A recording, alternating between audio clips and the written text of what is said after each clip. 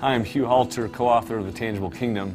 I want to get you 7 years prior to the book coming out because I was in a movie theater parking lot that I was used to pulling off into every Sunday morning before I would drive to our church. And on this particular morning, I was vomiting out my car door.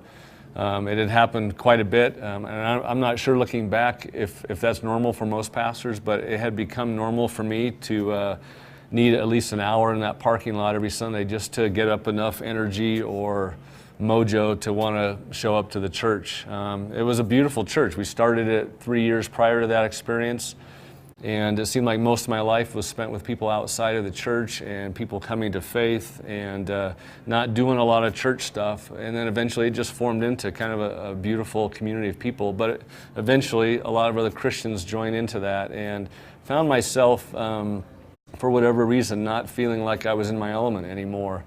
And I'm not sure if it was the 30 hours a week I felt like I had to put into a sermon, not sure if it was the constant hours really dealing with Christians and complaints and their ideas of what a church should be. But eventually it culminated with my wife bringing me into the kitchen and said that our daughters wanted to have a family meeting. My daughters were 5 and 3 at the time, Allie and McKenna. And my wife said, "Go ahead, Allie, tell Dad what you said to me today about him." And so my 5-year-old said, "Dad, you suck." So I don't know if that word's appropriate in your family. I'm not sure where they learned it. It's just that's what came out. And so I looked at my 3-year-old. I said, "McKenna, do you feel the same way?" And she didn't know what was going on, so she just nodded. And I sent them up to their rooms, and then Cheryl and I sat there, and I said, "Is it really that bad?" And she says, "Yeah, it's that bad. You're miserable all the time now." And she made a comment. She said, "I just want you to know I love you. I'm never going to leave you. But if you're always going to be like this, I don't think I'm really going to want to live with you." And so I made a change. I resigned from the church plant, and the story of the Tangible Kingdom started to unfold. So it was just probably 3 or 4 months later, we went ahead and exiled to a town about 2 hours south of Portland just to kind of get a fresh start. And I was slated to do a church plant training in Queens, New York. This was just, in fact, it was just 10 days after 9/11, first day that LaGuardia opened up. And so we flew in, and we were training about 50 ethnic church planters. Whenever the training was over, we would go out with our staff in the evenings. We found a little Irish restaurant and met a woman named Fiona.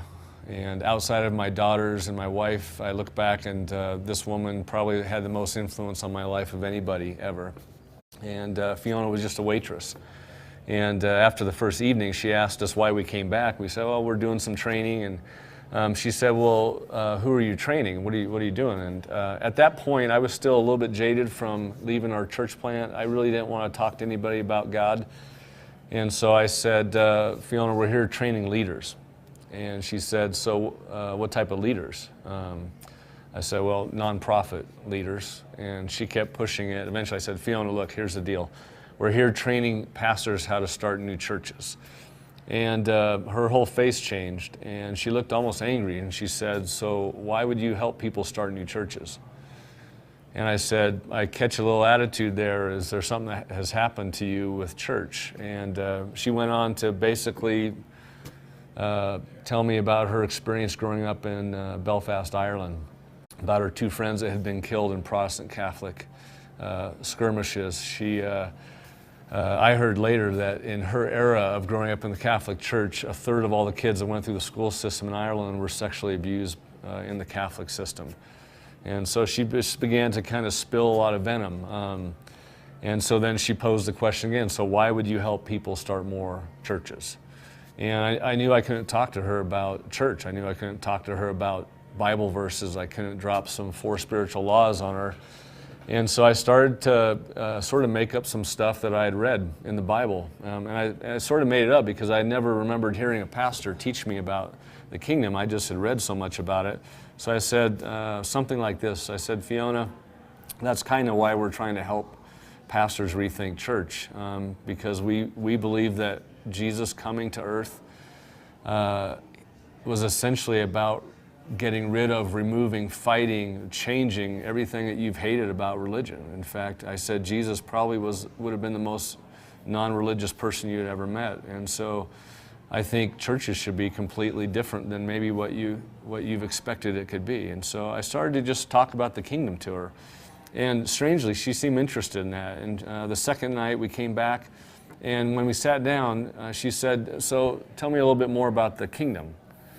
And I started to make up some more stuff. I said, "Well, it's kind of like a mustard seed. It starts kind of small, and then it takes over." And I just tried to give her some angle on a new life that would be available to people. And I told her that night, I said, again, the kingdom is something that Jesus came to bring in that's like an alternative way of living. You don't have to live the way the rest of the world lives. And it has nothing to do with religion or church, although sometimes it's very tied to that. And I tried to help separate ideas of the kingdom from her idea of institutional church.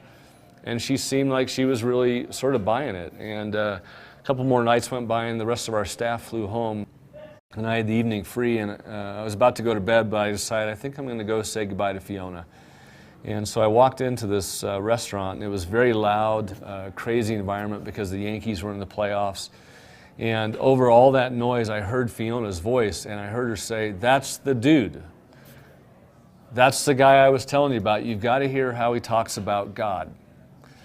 And it seemed strange to me. I'd never got that response in a church before, but the restaurant split and people just stood there, and then she gathered a bunch of her friends around this one table, and she said, tell them that stuff about the kingdom. And so I started to tell them about the kingdom, some things that I had read from really the words of Jesus.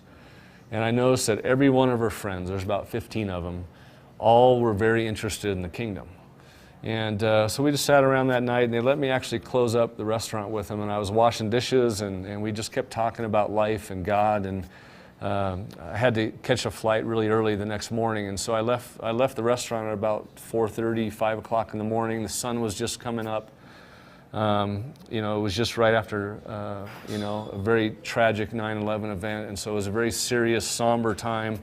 And I broke down. I went through the door, and all of a sudden I just found that my heart just exploded again. I had to sit down on the curb and just kind of put my hands over my face, and I just cried because I'd sort of come off the field. All of a sudden I felt like God was saying, "Look, whatever you've been doing, this whole church thing, maybe you need to rethink it, Hugh. Maybe it's not about all that. Maybe it's really more about the kingdom." And so after I was able to put myself together on the way to the airport, I called my wife and I said, "Cheryl, we've got to move again." And I said, "I don't know where or what." I said, "You go ahead and pick the city." And we came back and we talked, and I decided that I don't know what we're going to do, but we're going to move somewhere where we can just go on mission and relearn what it means to live in the kingdom and see if that has any influence on our own lives and on the lives of our friends that maybe don't know Christ.